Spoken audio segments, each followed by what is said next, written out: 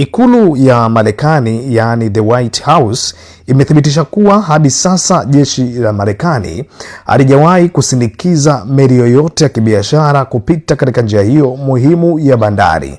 Taarifa hiyo ilitolewa baada ya mkanganyiko ulioibuka kwenye mitandao ya kijamii, ambapo waziri wa nishati wa Marekani ndugu Chris Wright aliwahi kuchapisha ujumbe kwenye mtandao wa X akidai kuwa jeshi la wanamaji la Marekani lilifanikiwa kusindikiza tenka ya mafuta kupita eneo hilo ili kuhakikisha mafuta yanaendelea kufika katika masoko ya dunia. Hata hivyo, muda mfupi baadaye alifuta ujumbe huo bila kutoa maelezo rasmi yoyote kuhusu taarifa aliyokuwa ameipandisha. Baadaye msemaji wa ikulu ya Marekani ndugu Carl Wright Leavitt aliwaambia waandishi wa habari kwamba taarifa hiyo haikuwa sahihi. Alisisitiza wazi kwa Marekani bado haijasindikiza meli yoyote ya mafuta kupita Hormuz. Kwa sasa vita vinaendelea kati ya Marekani, Israeli na Iran tayari vimeathiri sana usafirishaji wa nishati katika eneo hilo. Kwa mujibu wa wachambuzi wa nishati, usafirishaji wa mafuta katika eneo hilo ama maeneo ya karibu na pwani ya Irani umesimama kwa kiasi kikubwa zaidi.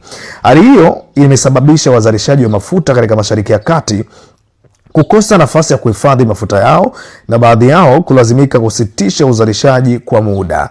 Hii ni hali ya hatari kwa uchumi wa dunia kwa sababu karibia 20% mafuta duniani na gesi ya LNG hupita katika njia ya Hormuz.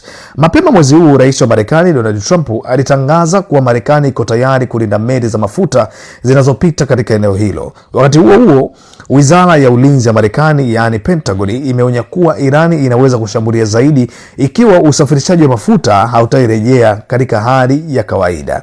Jeshi la Marekani pia limesema limeanza kushambulia boti na vifaa vinavyotumiwa kuweka mabomu ya baharini katika eneo hilo. Kwa upande wake, Irani imekanusha madai ya kwamba meli yoyote ya mafuta ilisindikizwa na jeshi la Marekani. Msemaji wa jeshi la ulinzi ya mapinduzi la Irani, yani Islamic Revolutionary Guard Corps, ndugu Ali Mohammed Naim, alisema kuwa harakati yoyote ya meli za Marekani na washirika wake katika eneo hilo itazuiwa kwa kutumia makombora na drones. Wakati huo huo, jenerali mkuu wa jeshi la Marekani ndugu Dan Kein anasema jeshi la Marekani tayari linaangalia uwezekano wa kuanza kusindikiza meli za kibiashara kupita njia hiyo ikiwa litapewa amri rasmi. Alisema jeshi linaangalia njia mbalimbali za kijeshi ili kuhakikisha usafirishaji wa mafuta unaendelea bila kuvurugika hata kidogo. Katika hatua nyingine, rais wa Marekani Donald Trump amesema jeshi la Marekani limeharibu kabisa boti 10 zilizokuwa zikitumiwa katika kuweka mabomu katika eneo la Hormuz. Trump pia ameonya kuwa mabomu yote yaliyowekwa katika njia hiyo inapaswa kuondolewa mara moja, vinginevyo Irani inaweza kukumbana na hatua kali za kijeshi kutoka kwa Marekani sambamba na Israeli. Kwa sasa hali katika Straits of Hormuz inaendelea kuwa ya hatari zaidi, huku mataifa makubwa ya kijaribu kulinda usafirishaji wa mafuta ambao ni muhimu kwa uchumi wa dunia.